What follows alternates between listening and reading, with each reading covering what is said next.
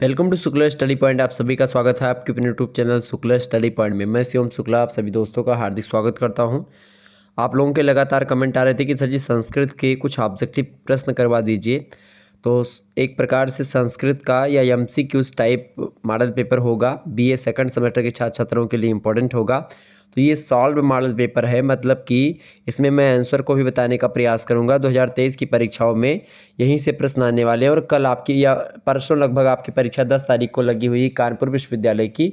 तो second semester वाले छात्र छात्राओं के लिए इम्पोर्टेंट होगा।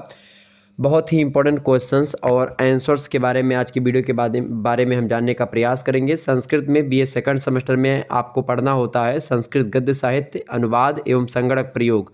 तो सबसे पहले जो संगणक प्रयोग है यानी कंप्यूटर का उसमें जो प्रयोग होता है उससे बनने वाले महत्वपूर्ण प्रश्नों पर हम चर्चा करने का प्रयास करेंगे। फिर उसके बाद में हम और चीज़ों के बारे में जानने का प्रयास करेंगे। मतलब कि कुल मिलाकर के जो आपके प्रश्न पूछे जाने वाले ऑब्जेक्टिव तो कुछ ऐसे ही पूछे जाएंगे। देखें, पहला प्रश्न आपकी स्क्रीन पर आ चुका, सभी लोग देखने का प्रयास करेंगे। प्रश्न है कि कंप्यूटर की उत्पत्ति किस भाषा के शब्द से हुई है। फटाफट से आप लोग बताने का प्रयास करेंगे।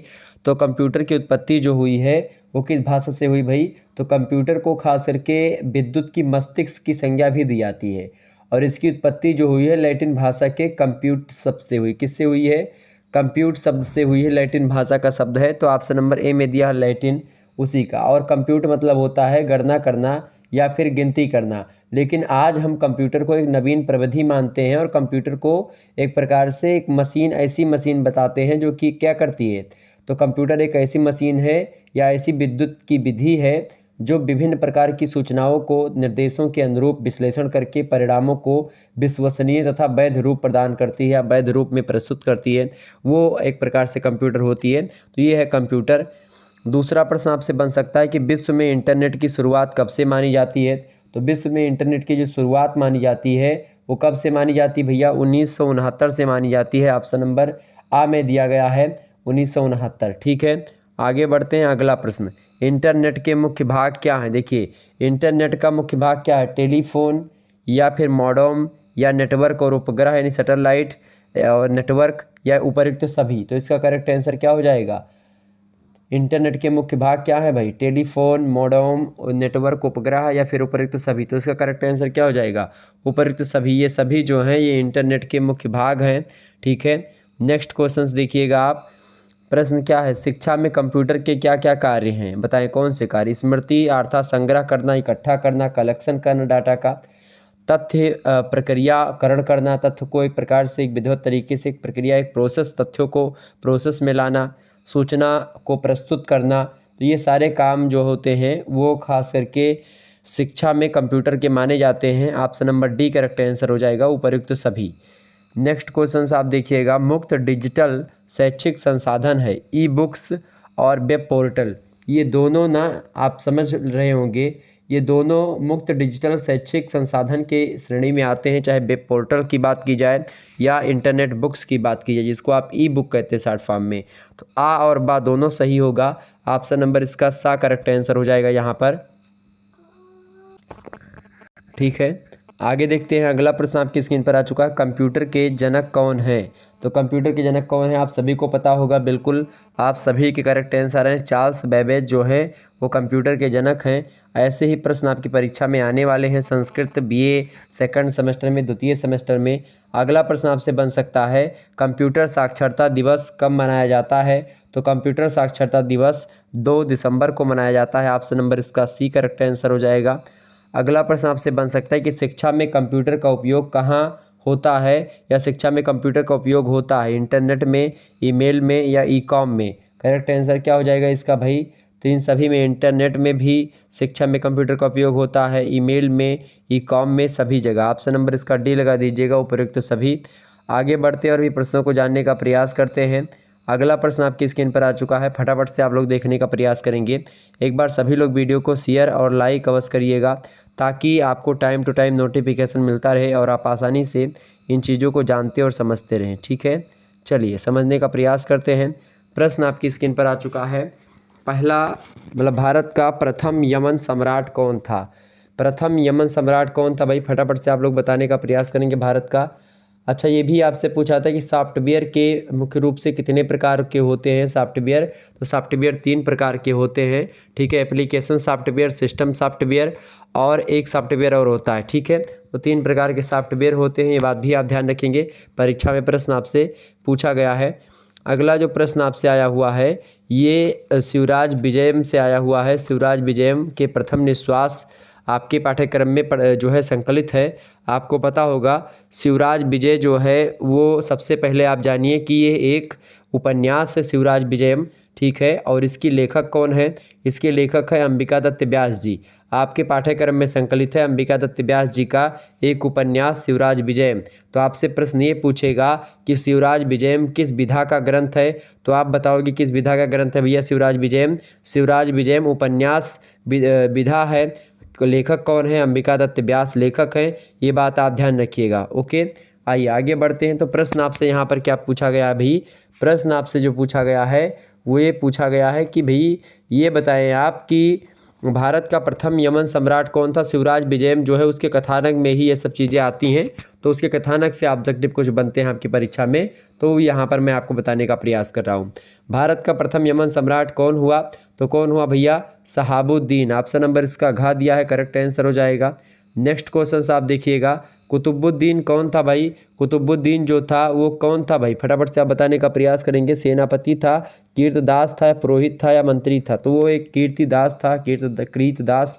ऑप्शन नंबर इसका खा करेक्ट आंसर हो जाएगा। गुलाम था कुतुबुद्दीन।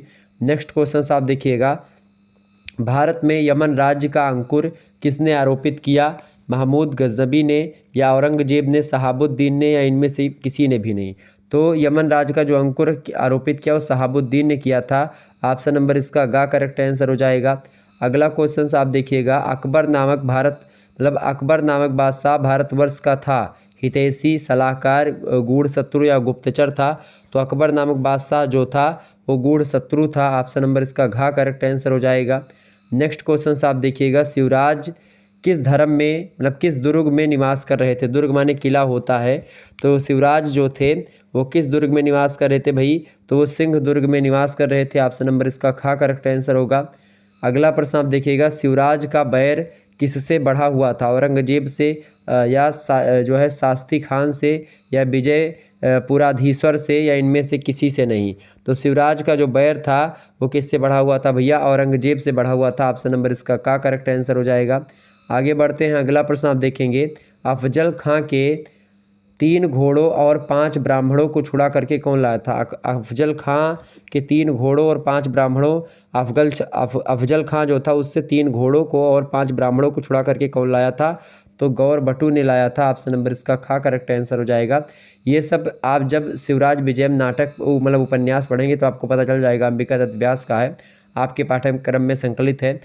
अगला प्रश्न आपसे बन सकता है कि शिवराज विजय किस विधा का ग्रंथ है? तो आप बताएंगे उपन्यास विधा का ग्रंथ है, ठीक है। आपसे प्रश्न ये भी बन सकता है कि शिवराज विजय के लेखक कौन है? तो आप बताएंगे अंबिका दत्त व्यास जी शिवराज विजय के लेखक हैं। ये सब प्रश्न आपसे आने वाला है परीक्षा में। अगला प्रश्न आपसे पूछा जाएगा कि अभिनव बाण किसे कहा गया है? तो अभिनव बाण किसे कहा गया भाई? फटाफट से आप देखने का प्रयास करेंगे। अभिनव बाण जो कहा गया है वो अंबिका दत्त व्यास जी को ही अभिनव बाण की उपाधि दी गई है। ऑप्शन नंबर इसका गा करेक्ट आंसर हो जाएगा। प्रश्न अगला है, अंबिका दत्त व्यास का स्थिति काल है। अंबिका दत्त व्यास का स्थिति काल क्या है भाई? तो 1858 से लेकर के 1900 ईस्वी तक जो है इनका स्थिति काल है। ऑप्शन नंबर इसका का करेक्ट आंसर हो जाएगा। ये शिवराज विजयम से कुछ रिलेटेड बातें थी जो मैंने आपको बताई। और भी प्रश्न आपकी परीक्षा में पूछे जा सकते हैं, ठीक है, इस चैप्टर से रिलेटेड। ओके, समझ रहे हैं चीज़ों को ना? बिल्कुल। जैसे कि व्यास जी के पूर्वज किस देश प्रदेश के निवासी थे? तो राजस्थान के निवासी थे। व्यास जी के पितामह का क्या नाम था? तो अंबिका दत्त व्यास जी के पितामह का नाम था राजा राम शास्त्री। व्यास जी के पिताजी का नाम था दुर्गा दत्त, ठीक है। ये सब प्रश्न आपसे बन सकते हैं परीक्षा में, ओके। तो ये ध्यान रखेंगे थोड़ा सा। शिवराज विजयम से ऐसे प्रश्न आपकी परीक्षा में आते रहते हैं। अंबिका दत्त व्यास जी का जो जन्म हुआ था 1858 ईस्वी में हुआ था। जन्म जो हुआ था 1858 ईस्वी में हुआ था और मृत्यु इनकी विक्रम संवत की 1957 में हुई थी। तो इस प्रकार से यहाँ पर आप देख सकते हो। और पंडित अंबिका दत्त व्यास जी को कई उपाधियाँ दी जाती हैं, जैसे कि घटिका शतक कहा जाता है इनको, सत्वधान कहा जाता है, सुकवि कहा जाता है, भारत रत्न भारत भूषण, अभिनव बाण, ये तमाम प्रकार की उपाधियाँ पंडित अंबिका दत्त व्यास जी को ही दी जाती हैं। और इनकी कई रचनाएं हैं जो बड़ी फेमस हैं, जैसे कि शिवराज विजय तो आप देख ही रहे हैं। इसके अलावा सामवतम इनकी रचना है, ललिता नाटिका इनकी रचना है, अबोध निवारण इनकी रचना है, सांख्य सागर सुधा इनकी रचना है। ये सब संस्कृत की रचनाएं हैं। इसके अलावा कथा कुसुम, बिहारी बिहार, गद्य काव्य मीमांसा या कुंडली दर्पण, चतुरंग चातुरी, ये सब हिंदी में इनकी रचनाएं हैं अंबिका दत्त व्यास जी की।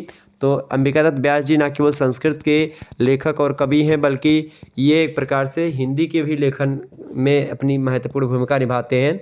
ठीक है, ये बात ध्यान रखिएगा। तो ये हैं एक प्रकार से शिवराज विजय, मतलब शिवराज विजय के रचनाकार, जिनका मैंने नाम बताया। क्या नाम है भाई? अंबिका दत्त व्यास जी। ठीक है। और कथानक की बात की जाए तो शिवराज विजय के कथानक को विरामों में बांटा गया है। आपसे पूछेगा कि शिवराज विजय के कथानक को किस में बांटा गया है, कांडों में, सर्गों में, तो आप बताएं किस में? विरामों में बांटा गया है, विराम में बांटा गया है। विरामों का विभाजन जो है निश्वासों में किया गया है। और कुल 30 विराम हैं और प्रत्येक विराम में 4-4 निश्वास हैं।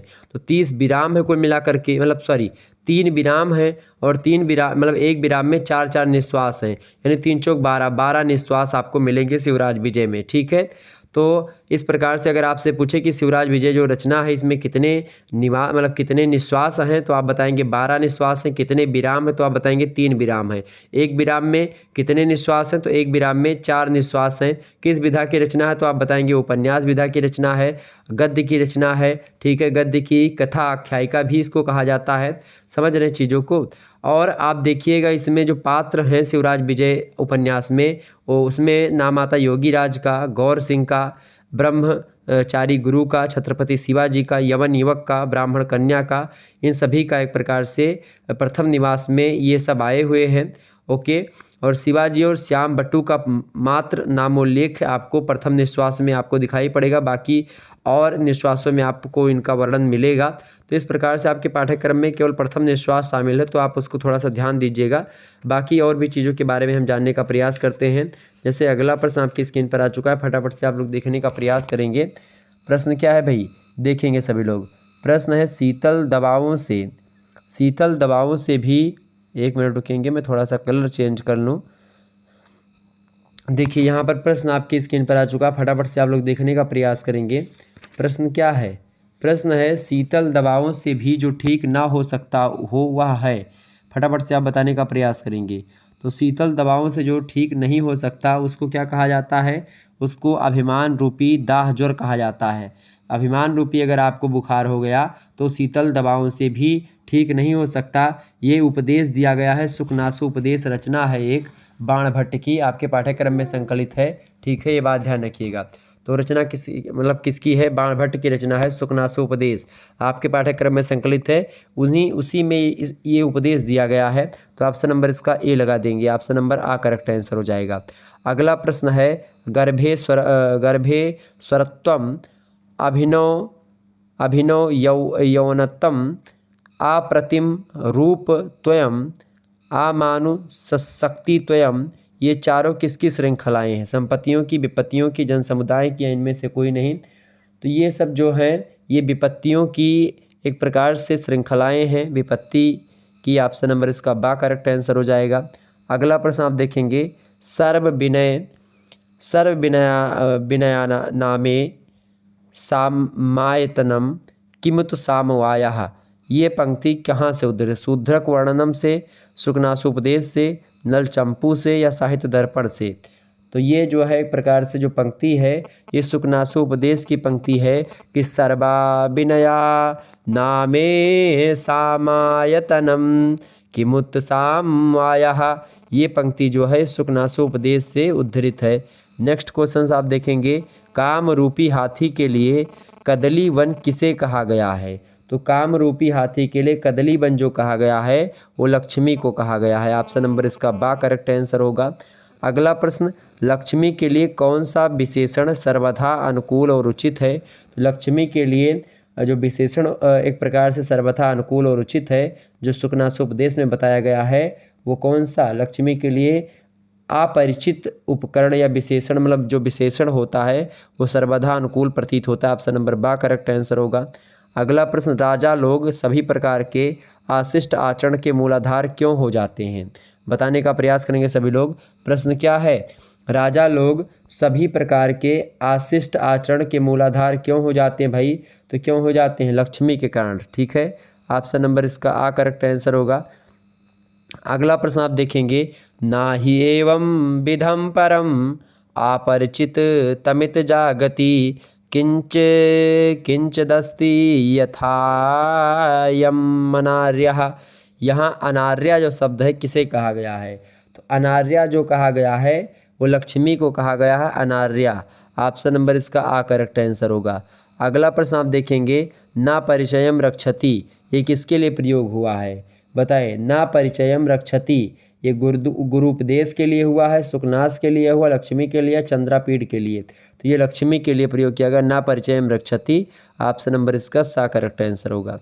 अगला प्रश्न आप देखिएगा, पारुष्य मिवोप शिक्षितु मसीधरासु निवसति, यह पंक्ति किससे संबंधित है? चंद्रापीठ से, सुकनास से, तारापीठ से, लक्ष्मी से। तो ये भी लक्ष्मी से ही रिलेटेड है।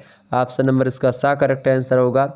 अगला प्रश्न, सातेव बिटप कान ध्यारोहति वाक्य का संबंध है किससे है भाई? तो इस वाक्य का संबंध जो है वो लक्ष्मी से ही है। ऑप्शन नंबर इसका आ करेक्ट आंसर हो जाएगा। और अगला प्रश्न आप देखेंगे, विनीतम पातकिन म्योनोपसरपति ही, लक्ष्मी पापी के समान समझकर किसके पास तक नहीं जाती है? ये इसका अर्थ है। तो लक्ष्मी जो होती हैं वो विनयी जन के एक प्रकार जो विनयी जन होते हैं उनके पास से एक प्रकार से पापी के समान समझ करके किसके पास तक नहीं जाती हैं? तो जो सुकनास उपदेश में बताया गया वो ऑप्शन नंबर इसका बा होगा, विनयी जन। ठीक है, नेक्स्ट क्वेश्चन आप देखिएगा, विषय भोग की मृग तृष्णा होती है सुखों को हरने वाली, ज्ञान को देने वाली, इंद्रियों को हरण करने वाली, या फिर दुखों को हरने वाली? फटाफट से आप बताने का प्रयास करेंगे। विषय भोग की तृष्णा, मृग तृष्णा होती है तो ये इंद्रियों का हरण करने वाली होती है। ऑप्शन नंबर इसका सा करेक्ट आंसर हो जाएगा। अगला प्रश्न आप देखिएगा, सुकनासो उपदेश में उपदेश दिया गया है। सुकनासो उपदेश में जो उपदेश दिया गया है वो चंद्रापीठ को दिया गया है। ऑप्शन नंबर इसका आ करेक्ट आंसर हो जाएगा। अगला प्रश्न है, धन किसे मतवाला बना देता है? तो धन जो होता है वो अज्ञानी को मतवाला बना देता है। ऑप्शन नंबर इसका सा करेक्ट आंसर हो, ये प्रश्न आया हुआ है। अगला क्वेश्चन आप देखिएगा, उपदेश सरलता से किस में प्रवेश कर जाते हैं? तो उपदेश सरलता से जो स्वच्छ मन के व्यक्ति होते हैं, निर्मल मन, उनमें प्रवेश हो जाते हैं। कहा नहीं है कि निर्मल मंजन सो मोहि पावा, मोहि कपट छल छिद्र न भावा। तो इसी प्रकार से अगर आपका मन अशांत रहेगा, आपका मन एक प्रकार से स्वच्छ नहीं रहेगा, तब तक आपको उपदेश नहीं आएगा। जब तक आप किसी मुद्दे को लेकर एकदम से निश्चल नहीं होगे तब तक आप उस मुद्दे के बारे में नहीं जान पाएंगे। लक्ष्मी का मद होता है दुख को दूर करने वाला, सुखी को बनाने वाला, संपत्ति देने वाला, या अंतिम अवस्था में शांत ना होने वाला। तो लक्ष्मी का जो मद होता है वो अंतिम अवस्था में भी शांत ना होने वाला बना देता है। ऑप्शन नंबर इसका द करेक्ट आंसर। रुपए की जो होता है वो लगातार व्यक्ति कमाना ही चाहता है। अगला प्रश्न है, यौवन से उत्पन्न अति गहन अंधकार होता है। तो यौवन से उत्पन्न अति गहन अंधकार जो होता है वो दीपक के प्रकाश से भी दूर ना होने वाला होता है। ऑप्शन नंबर इसका सा करेक्ट आंसर हो जाएगा। नेक्स्ट क्वेश्चन आप देखिएगा, युवा अवस्था के आरंभ में निर्मल बुद्धि भी हो जाती है, सदाचारी, दासी, ठोस या कलुषित? तो युवा अवस्था के आरंभ में निर्मल बुद्धि जो होती है वह भी कलुषित हो जाती है, कलुषित। ऑप्शन नंबर यहाँ पर सा लगा दीजिए, करेक्ट आंसर होगा। ये सब सुकनासु उपदेश में बाणभट्ट जो है इन सभी उपदेशों के बारे में बताते हैं। अगला क्वेश्चन आप देखिएगा, संपत्ति रूपी तिमिर से होने वाला अंधापन कष्टकर होता है, किसने कहा? फटाफट से आप बताएंगे। संपत्ति रूपी तिमिर से होने वाला अंधापन कष्टकर होता है, ऐसा किसने कहा भैया? तो ऐसा कहने वाले जो व्यक्ति हैं वो है कौन? सुकनास। ऑप्शन नंबर इसका आ करेक्ट आंसर हो जाएगा। अगला प्रश्न आप देखिएगा, अंधकार से उत्पन्न उष्णता शीतल औषधियों से भी शांत नहीं होती, यह कथन किससे कहा? फटाफट से आप बताने का प्रयास करेंगे। तो अहंकार से उत्पन्न उष्णता शीतल औषधियों से भी शांत नहीं होती, यह कथन जो कहा है सुकनास ने चंद्रापीठ से कहा है। ऑप्शन नंबर इसका बा करेक्ट आंसर हो जाएगा। अगला प्रश्न आप देखिएगा, काम क्रोधादि दोषों को उनके रूप में परिवर्तन या परिवर्तित कर देता है। क्या परिवर्तित कर देता है भैया? गुरु का उपदेश जो होता है काम क्रोध इन सभी दोषों को एक प्रकार से परिवर्तित कर देता है, ख़त्म कर देता है। ठीक है, गुरु का उपदेश। ऑप्शन नंबर इसका बा करेक्ट आंसर हो जाएगा। तो ये सब प्रश्न आपकी परीक्षा में आने वाले हैं। आप लोग इन जो है प्रश्नों को एकदम से रट लीजिएगा। आप लोगों के लगातार कमेंट आ रहे तो मैंने सोचा आपको बता दिया जाए। आगे देखते हैं, अगला प्रश्न आपकी स्क्रीन पर आ चुका। कादम्बरी के लेखक हैं, फटाफट से आप बताने का प्रयास करें। कादम्बरी जो रचना है इसके लेखक कौन है? तो बाणभट्ट ही कादम्बरी के रचनाकार हैं। सुकनासु उपदेश के भी लेखक कौन हैं? बाणभट्ट जी ही हैं। ठीक है, अगला प्रश्न है बाणभट्ट की गद्य रीति क्या है? तो बाणभट्ट की गद्य रीति कैसी भैया? कौन सी रीति है बाणभट्ट की गद्य रीति? तो फटाफट से आप बताने का प्रयास। बाणभट्ट की जो गद्य रीति है वो क्या है? फटाफट से आप बताने का प्रयास करेंगे। बाणभट्ट की जो गद्य रीति है वो क्या है? फटाफट से आप बताने का प्रयास करेंगे। बाणभट्ट की जो गद्य रीति है वो कैसी है? अच्छा, कादम्बरी कैसा काव्य है भाई? तो ये कथा काव्य है कादम्बरी। और बाणभट्ट के आश्रयदाता थे हर्षवर्धन, मतलब आश्रयदाता मतलब हर्षवर्धन के दरबार में बाणभट्ट रहा करते थे और वहीं पर रचनाएं लिखी। कादम्बरी हर्षचरितम रचना भी इन्हीं की है। ठीक है, ये सब ध्यान रखिएगा। ओके, और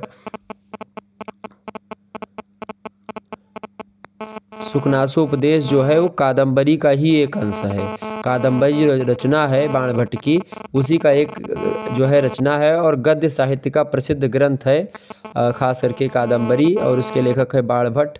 ठीक है, तो कादम्बरी कथा काव्य है और उसी से कहीं न कहीं पे सुकनासु उपदेश जो है लिया गया है। सुकनासु उपदेश जो है किसका और किन किन गुणों वाला मंत्री था? तो सुकनास उज्जैनी के राजा जो थे तारापीड़ उन्हीं का मंत्री था सुकनास।